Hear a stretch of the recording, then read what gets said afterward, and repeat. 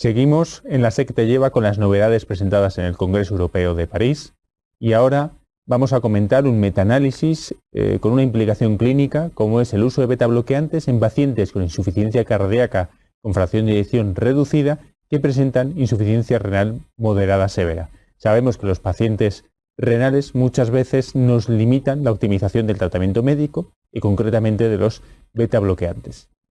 El trabajo ha sido llevado a cabo por el Grupo de Colaboración de Betabloqueantes en Insuficiencia Cardíaca, con una distribución a nivel mundial, como podéis ver en la diapositiva, y en España han participado el doctor Luis Manzano y el doctor Josep Redón.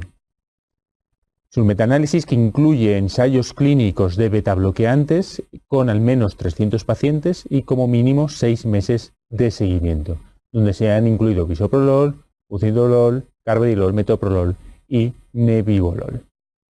En total tenemos una muestra de 17.433 pacientes con una edad media de 65 años, en el que el 23% son mujeres, con una fracción de eyección media del 27%, tratados con IECA el 95% y mineralcorticoide un 9%.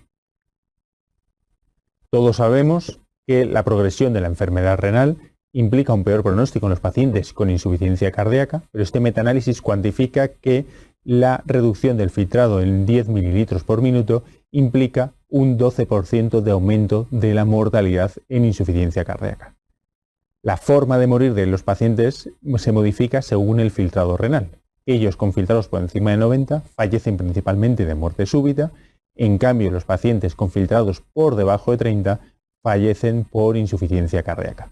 Un parámetro también a tener en cuenta es la presencia o no de proteinuria y así los pacientes con filtrados por encima de 90 con proteinuria tienen un porcentaje de mortalidad muy superior a los que no presentaban proteinuria analítica de orina.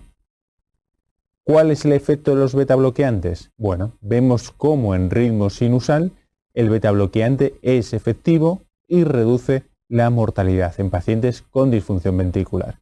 En aquellos pacientes con filtrados normales necesitamos un NNT de 21, que es exactamente el mismo que en aquellos pacientes con filtrados intermedios entre 30 y 44. Por tanto, betabloqueantes sí son efectivos en pacientes con disfunción ventricular y ritmo sinusal con filtrados entre 30 y 44.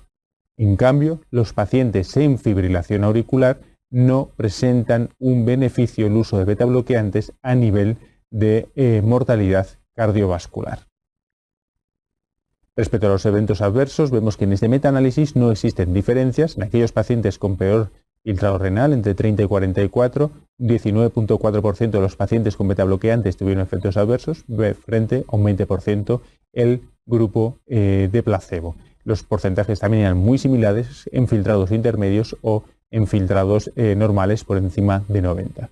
Se alcanzaron dosis por encima de la mitad del objetivo en un 76% de los pacientes con los peores filtrados entre 30 y 44 y en un 77% de los pacientes con filtrados intermedios entre 45 y 60.